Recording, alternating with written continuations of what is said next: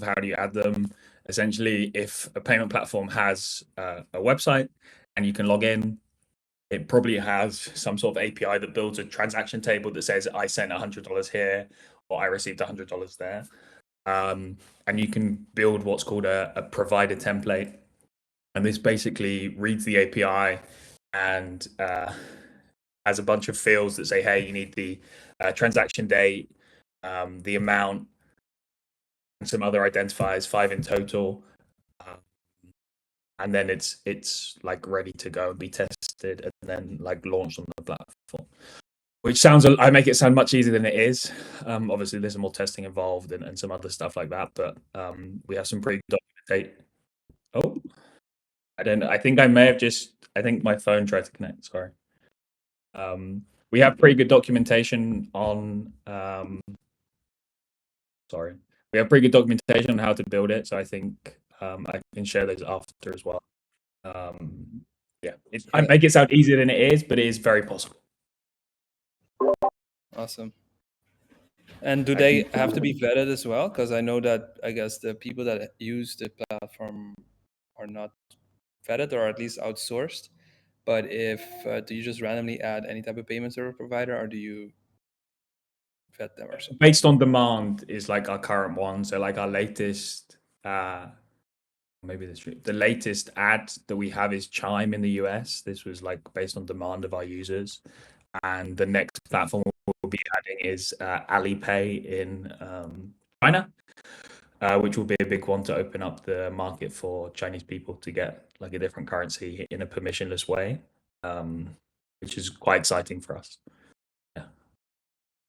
And to Siri, I haven't said your name right. No KYC. So we say it's no additional verification because you do have to be KYC'd on the platform you're using. So, for example, Venmo, Bank of America, they know your identity, but we don't need to KYC you because you're already on those platforms.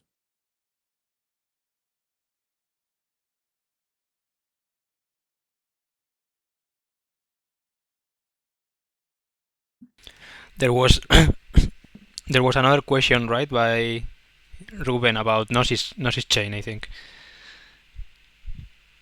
Yeah, I answered that already. Yeah. Okay. Yeah, so multi-chain is just difficult. There's some, let's say, technical complexities for multi-chain that could be solved, but we don't have the bandwidth or the kind of want there at the moment. We have other priorities. So, for example, I will be showing you the web app, but we also have a mobile app coming as well, which does the same stuff because a lot of our users are also mobile, which you will be shared with after. Like, I have some codes you can use to get into the private beta, where you can go have fun if you like to buy on mobile as well. So we have limited bandwidth and different priorities in terms of multi-chain.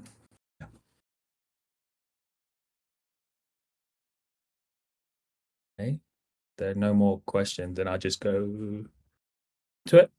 I'll wait for. I see someone typing, so I'm just going to wait until they finish typing. No pressure. Yeah, I'll just I just voice it. But so you would need to have, like, if you want to sell your stablecoins, for example, it needs to be on Base. Correct. Yeah. For you to sell them. Okay. We make it as easy as possible with like deposit addresses. Like you can send from any chain, and it's like automatically zapped into USDC on Base. So it's like as easy as possible from a UX perspective. All right. Cool. Okay. I'm going to share the screen. How deep are we integrating with Bread? How deep are we have the widgets right now? Yeah, so we have the widget, and there are some other like from like our perspective, it's quite a difficult integration, I would say. Maybe Josh, you can speak to it. I think it's not like it could be a nice integration. It's very difficult because we have an extension that we use, and now the extension we're going to make it so you can buy and sell from it, kind of like an on-off ramp wallet, essentially.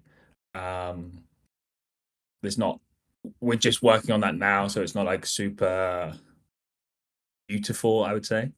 But yeah, it becomes you're seeing this. If you haven't used it, you'll see in a second. But the integration right now is like a redirect link, which goes to our platform, then back to Bread Co-op, and then in the future, you can just open up the extension and buy directly whilst you look at the Bread website as well. And there are some other integrations we're working on to make it easier, because a lot of people want to use the service, but they don't want people to leave their websites, of course, for a variety of reasons.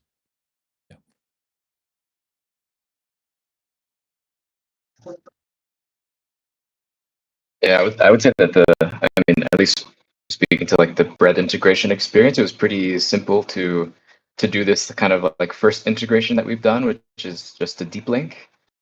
So if you go to the Solidarity Fund page, you just click on the Buy tab, put how much in dollars you want to buy, and then it'll create a deep link to ZKP2P. So it's a quite simple one. I know we've already discussed before in chats about doing the next level of integration that I think could be next one, but we were kind of going for this round, we're kind of going for the quickest, easiest solution we can already integrate and just have it on the website already, so that in the future, whenever that integration improves, people can actually see the improvement. And it was pretty, we will get there. It's just it takes time, just a matter of bandwidth and time, I guess. Yeah, we're working very hard. Next week it will be better. So look out for Thursday. Thursday next week is something nice. Correct if I'm wrong, but you do need an account. Yes, so you do need even though you need an account, like I guess there's the only person who could link like your off-chain person with your on-chain person would be your counterparty. But what's important to note about peer-to-peer, there's obviously a counterparty with you. You're both incentivized to preserve privacy, right? Because the person off-ramping their funds, so selling their crypto for fiat, probably doesn't want to, I don't know, let the tax authorities know, or doesn't want someone to be able to track his funds, and the person on-ramping maybe wants to purchase something without other people knowing as well. So that's kind of how the link is broken in that way. And there are more privacy tools you can use if you're worried about linking addresses as well. If that makes sense. Right. I knew it. Hope. And from a platform perspective, we don't know. It's not like I'm sitting here all day tracking your information or your wallets and things like this. Like not something we do. We don't store any information. All of the proofs are generated locally on your computer, and nothing is stored OXR. I'll let you know, but there is like I said, we're pretty close with the Aztec team. So we have a small side project called ZKP2P, which is basically like a more privacy focused. I guess in this case, it's more of a joke project at the minute, but there will be some more deeper integrations with Aztec and other kind of privacy focused chains when it finally goes live properly. Yes, so like I think I can continue answering questions, but I think we should get so we can I can answer questions and like work at the same time, I guess, like do it at the same time. For sure they're like pretty brutal, but like I said, it's permissionless, so it's really about taking the platforms, and I will show you everything possible. I'll share my screen about how it works, and kind of like at a high level. I'm not going to go super technical, but you'll be able to see in better like detail, I guess, if we go through it to answer the questions about KYC and other stuff. I think that's like best. I just wait for the last person to finish typing, and then I promise I'm going to start sharing my screen. Yes. Mm. Oh. There's so much pressure on the typers now. I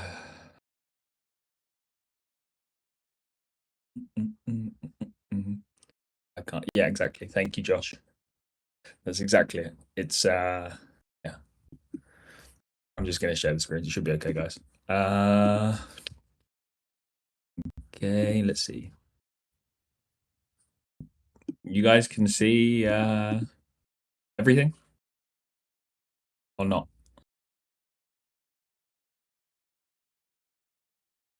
Oh, Yep. did someone say something? Oh, you can see. Okay, great. Since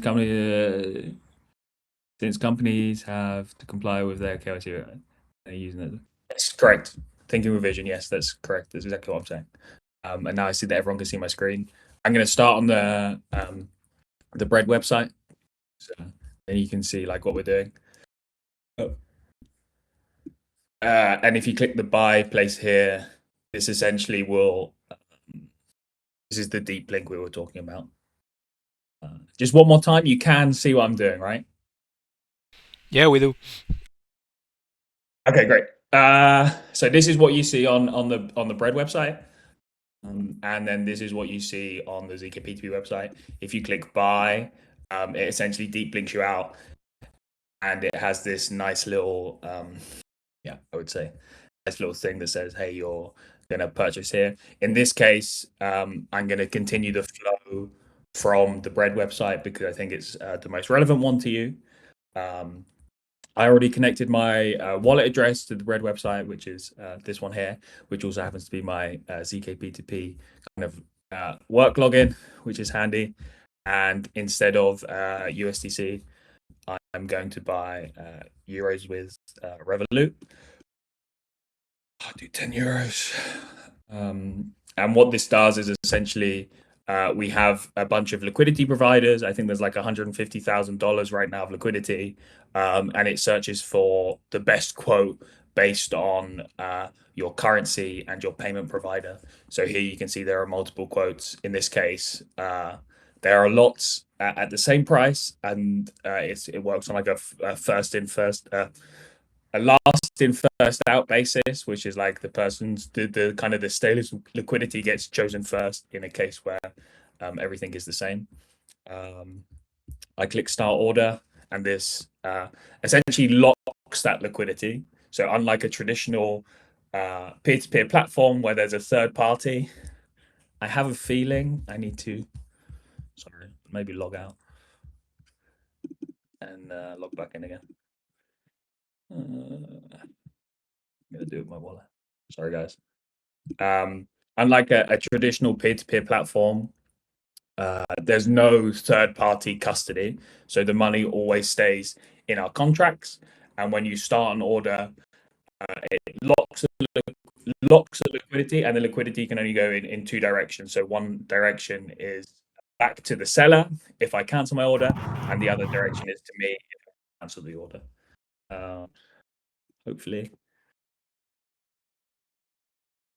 it work. It's I may have to choose a different wallet. Sorry, guys.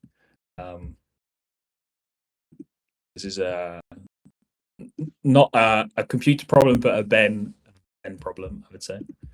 I don't really want to do that. Okay, wait. I'm just going to stop sharing the screen for a second and just change my wallets over so you guys don't see them, I guess.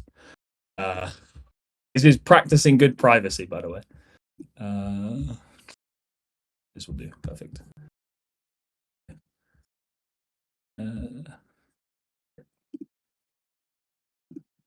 Hopefully, we'll see the screens again. Share the entire window again. Sorry, guys. Yeah, privacy aware. Yeah, thanks, Josh. Only mildly sweating, which is fantastic. Yes, Revolut, 10 euros. Oh, this also didn't sign in on the new one. Okay, so should be my got it. Great. Nice. Okay, now I should be prompted to sign a transaction. Fantastic. I'm going to sign my transaction, and this essentially starts the order. Just wait and see. I would really also, I don't know if you guys know, I'd really recommend Beer Wallet. I think it's a really good wallet, and it sponsors a lot of your transactions as well. I'm not a paid shill, although I'd like to be. I think they're a really fantastic wallet. Now what it's going to say in a second when it loads up, hopefully it's going to load up.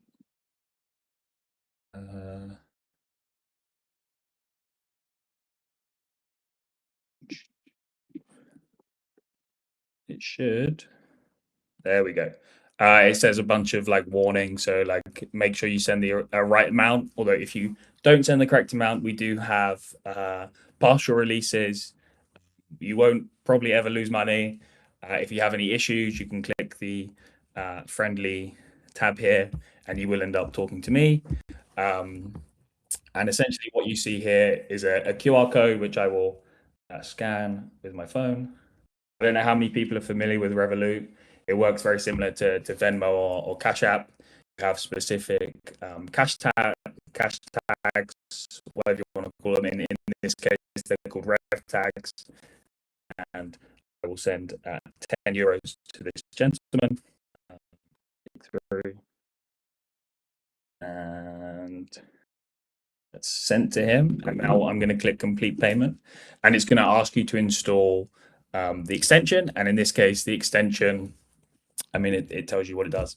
It takes data from platforms. It generates ZK proofs. It doesn't see any of your personal data. It blinds everything kind of necessary, your name, address, etc., etc.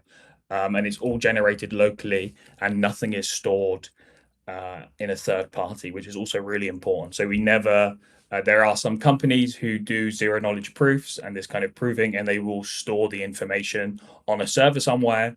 Everything that we do is done locally on your computer. You can download it, you can clear it. We never see it unless you send it to us, obviously. Yeah, that's also like super important for us to tell you. So you just add to Chrome. It will download. Hope. Great. It takes you back. And now I'm going to, okay. In this case, I wouldn't recommend sharing your information like this, but just to show you, I am going to sign into Revolut, like whilst we share the screen. But I would not recommend doing this. I'm already, I'd say, a very doxable internet person. So I'm not super bothered about this. But if you are worried about your privacy, I would not recommend doing this. Essentially, what it's doing now is Revolut has a payment table, which you can see here. Has a payment table that looks like this, and it's reading all that information. And as you can see here, it's read the API, it's seen the information, and it knows, like, it's picked this one. I click this, I click verify payment. And now what it's doing is it's taking the proof generated from Revolut, it's checking it against the order I made. So I needed to send 10 euros to a specific person, which is then hashed on chain after a specific time, etc., etc. It will verify the payment.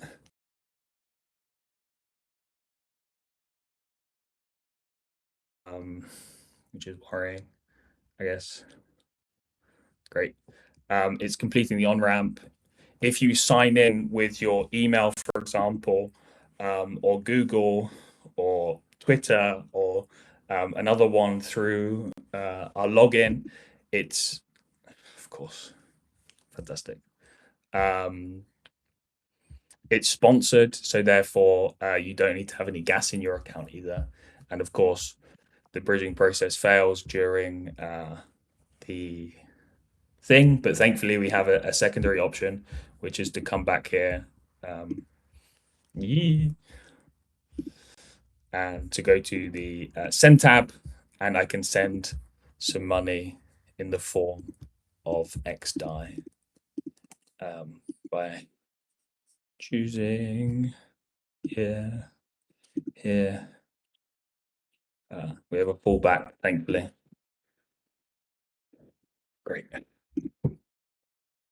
I would say this is probably one of the top 5 worst kind of showcases I've done. I think the worst one was at DevConnect when we debuted our new app and the first person who used it broke it, but that's neither here nor there. And you can see that it's successfully here. And if I go back to bread, hopefully I should be able to bake some, although I don't know if there's any.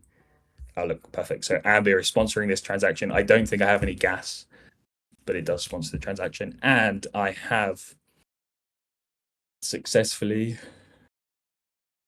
baked some bread. Fantastic. Here we go. And I think that's it. So the last step, like it automatically popped out like the wallet to sign like the baking, right? Like you didn't have to click anything else. Correct. Yes. Okay. No. So in a good way, it shouldn't fail like it did. Full stop. It shouldn't fail like I did. It should just ping you back. So as soon as you get the XDI, the deep link takes you back to the bread cooperative website where you can then bake the bread like I did. Unfortunately, it failed like that. But it's fine. It's okay. That's it. As easy as that. How long did that take? Maybe 60 seconds, I think. 2 minutes, 3 minutes. For Americans, Venmo, Zelle, Cash App, thanks for the wave, works. Chime as well. For Europeans, we have Revolut, Wise, N26, and all these kind of other places as well. Like I said, Ambia Wallet has started rolling out more sponsoring transactions for like if you don't have any gas. I think it's really great to use. Yeah, also just like it's a good wallet. Full stop. They sponsor more transactions even if you don't have gas as well, so you can always bake bread without it. Can I ask something? Sorry. So I'm from Argentina, and I saw a tweet and some info that you had also the option with Mercado Pago. Is it That's correct? Yes. So Very nice. we do have Mercado Pago. We just don't have a lot of liquidity. We have like I would say a core user base of people who use it kind of on and off. Yeah, it is integrated and there is sometimes liquidity. Yeah, so it is possible, but Nice. So I'm from Argentina, and I used to do a lot of P2P there with a lot of people. So if you want to maybe share there, I can help you with that. oh, that would be great. Yeah, it works for you. Like, I mean, I think a lot of the people we met, like we have some friends in Argentina, and a lot of the people we met at DevConnect liked it, and there are like little spurts of liquidity. But I think because it's USDC mainly for the like is to off ramp, you need USDC, and the exchange rate fluctuates quite a lot. It can be quite difficult to keep up, I guess. Yeah, it's a little barrier to entry there.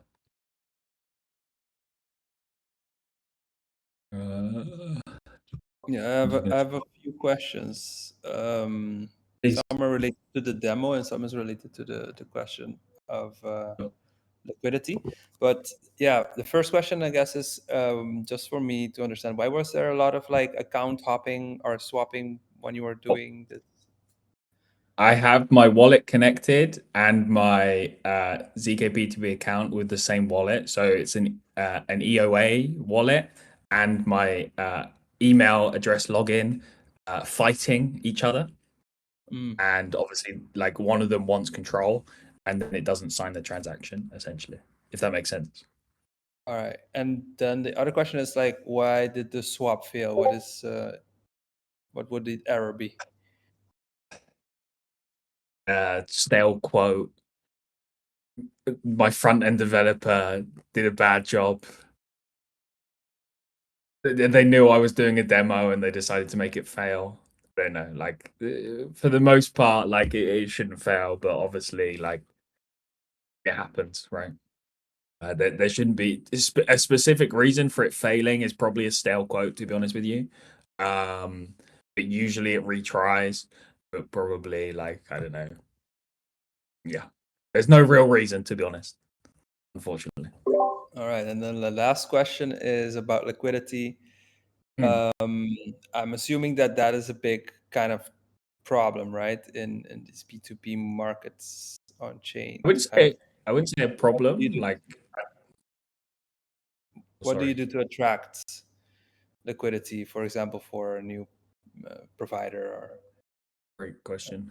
You can sell. I think the biggest attraction is that you can sell on USDC of like one USDC for more than $1, right? Or 0.835 euros or whatever it is at the minute because of the American dollar nuking. Like you can essentially when you sell or when you off ramp money, you deposit USDC and you know what? What a great question. I'll just show you. That's much easier. Yeah.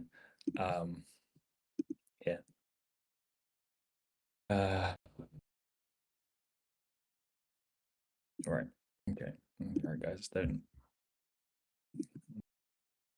Yeah. So we can all see the screen again? Yep. Yes. Okay, great. So here you can see one of my deposits, and someone actually just paid me.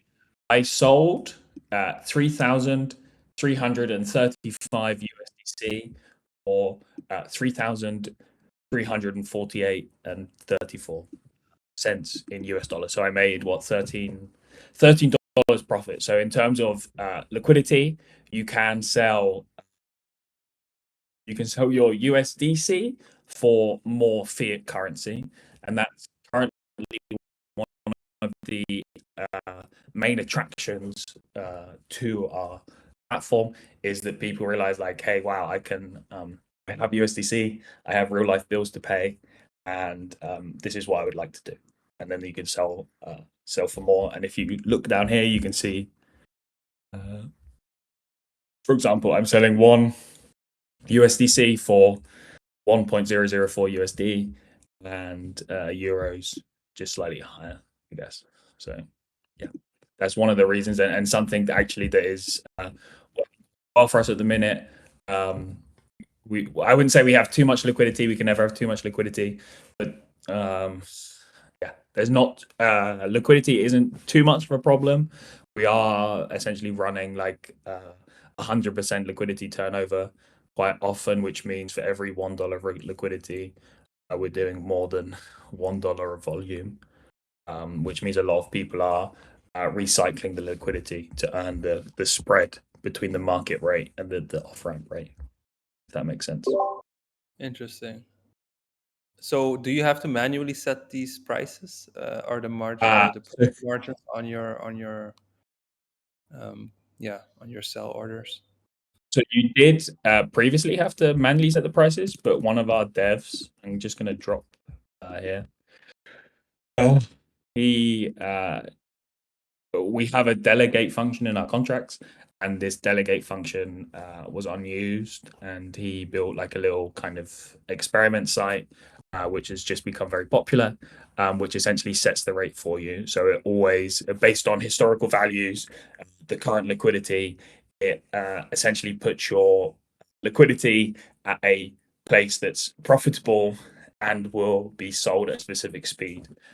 So you're always kind of moving around and jumping around. So previously, when I started using the platform for 9 months ago, it's a year now, I set all my rates manually.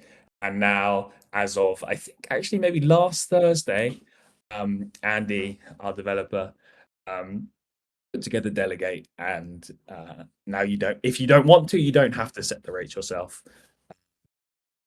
Yeah. Excuse me. Yes. Okay, so first of all, I didn't get your answer to the account swapping.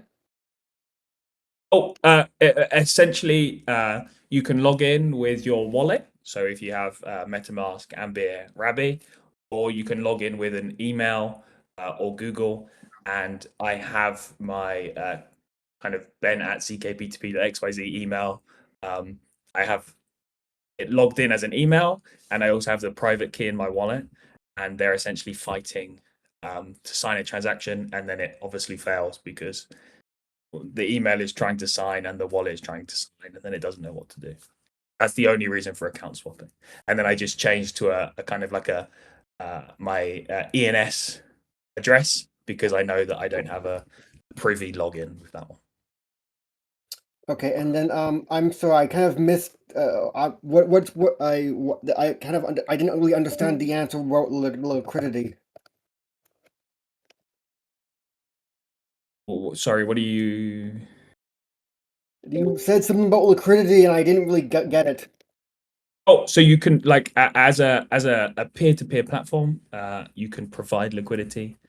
So that would be depositing USDC, and then you can sell that for fiat depending on what platform you want.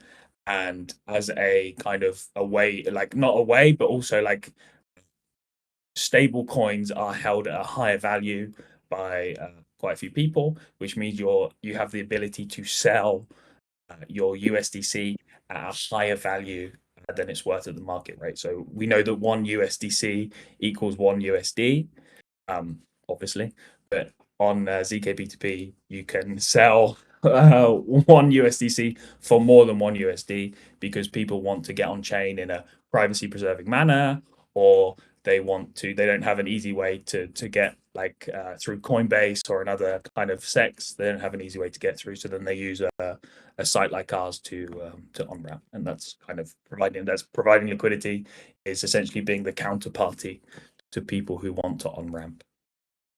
I'm confused. What do you mean by liquidity in the first place? I'm confused about what liquidity even means.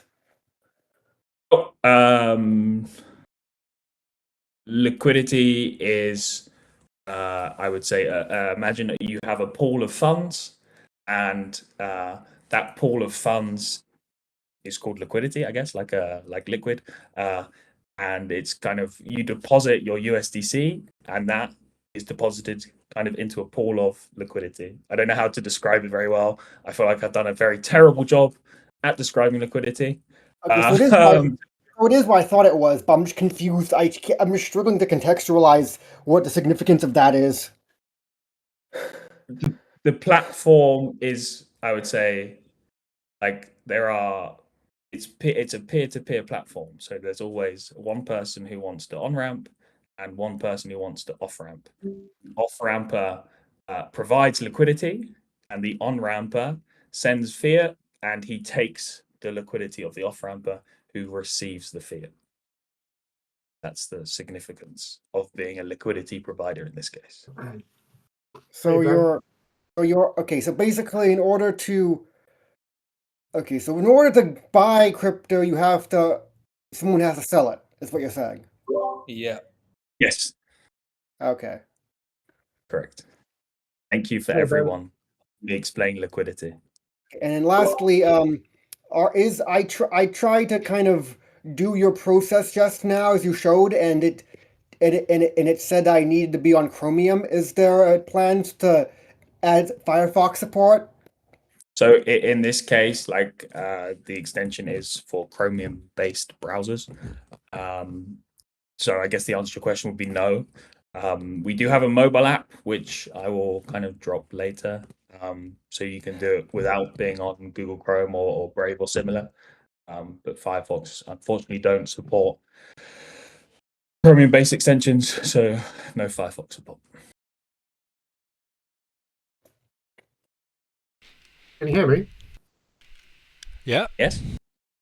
Hi. Hey, Ben.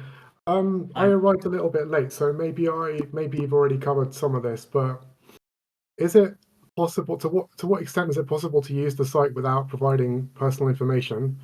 And I don't necessarily think that's a bad thing or mistrust you, but what tends to happen is that some of these platforms end up getting, forced to implement KYC requirements. So I'm wondering what kind of trick you have up your sleeve to work around that stuff.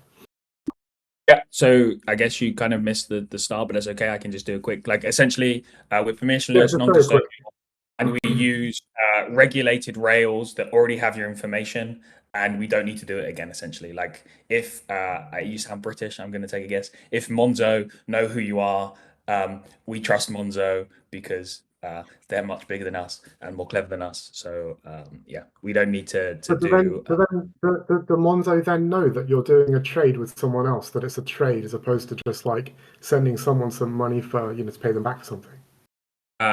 From like a perspective of like a transaction, no. From a company perspective, for example, Revolut, Venmo, etc., are aware of ZKP2P and what we do.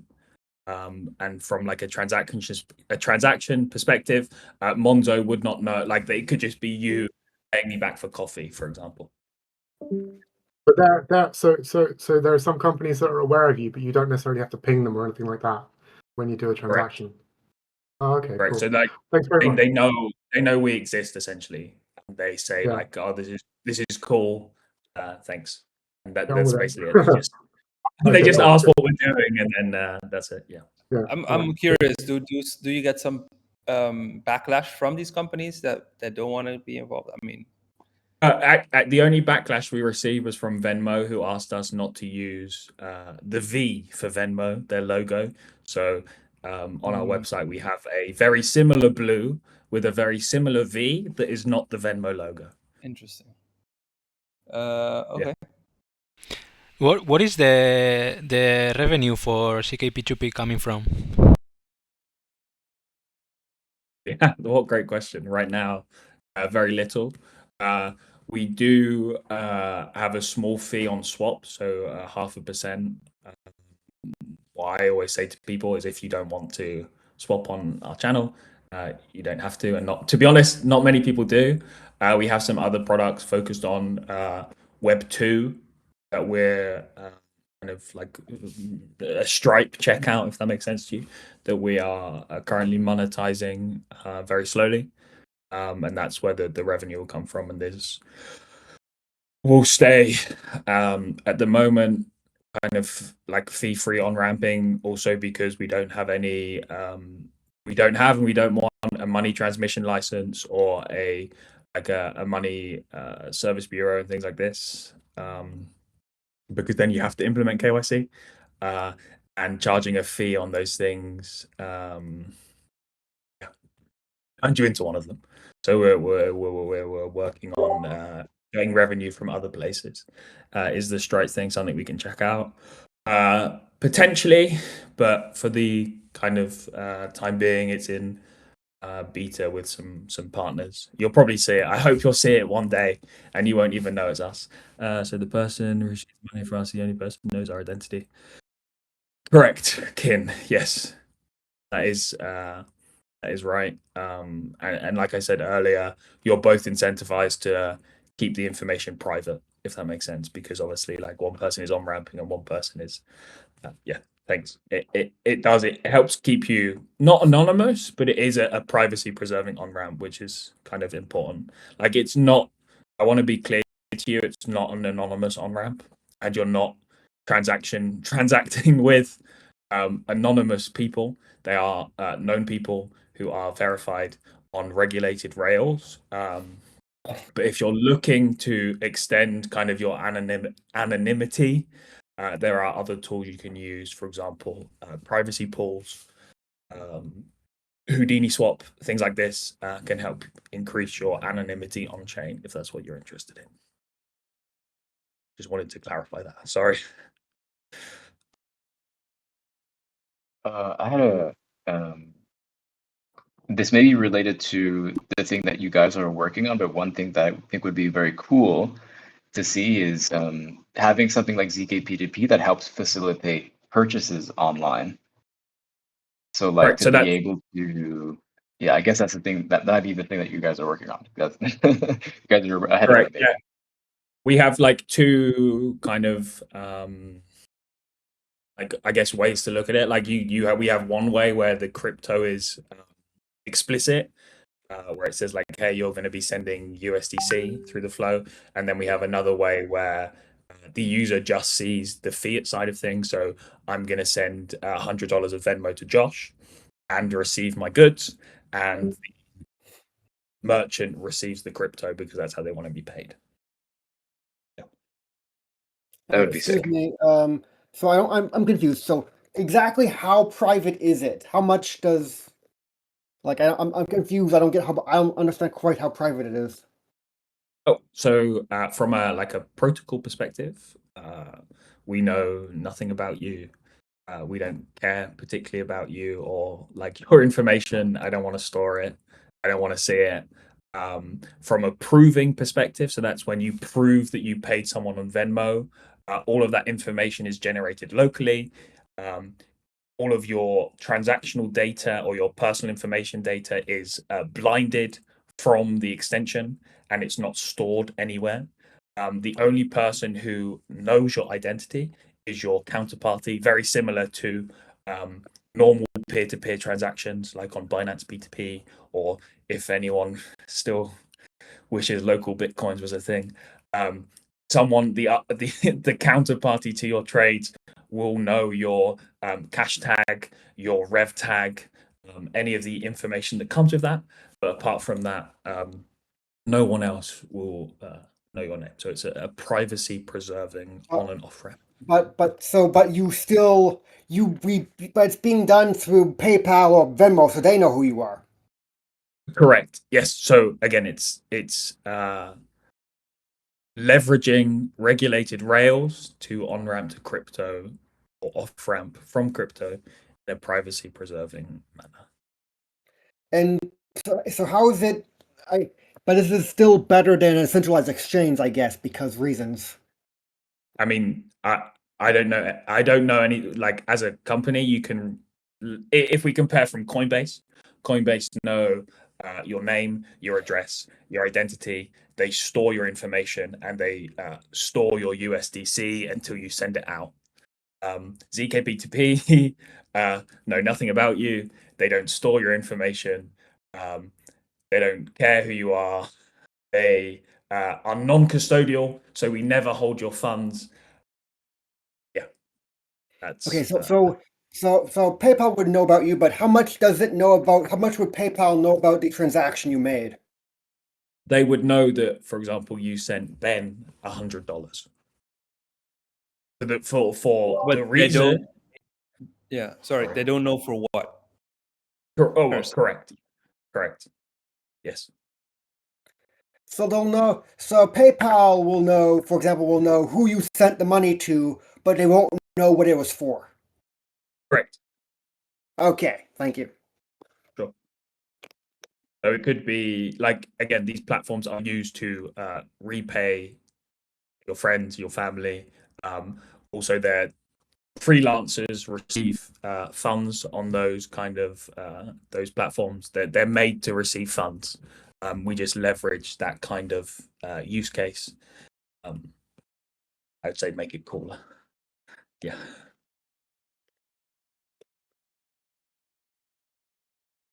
Awesome. Well, thanks, Ben, for coming. We're right at 10 o'clock for my time, and 10 o'clock for your time, I believe. So don't want to hold off from getting a good night's rest either.